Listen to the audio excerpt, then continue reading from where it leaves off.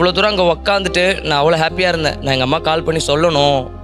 நான் 2 வருஷமாக எங்கள் அம்மா ஆகுது நான் நேரில் பார்த்தேன் எங்கள் அம்மா. நான் எங்கள் அம்மாட்ட சொல்லிட்டு இருந்தேன், கண்டிப்பாம்மா நான் ஆடுவேன், நீங்கள் வருவீங்க 2 வருஷம் கழிச்சு நான் பார்க்க ஸ்டேஜில் வருவீங்கன்னு சொல்லி நான் நேற்று அவ்வளோ பேசியிருந்தேன்.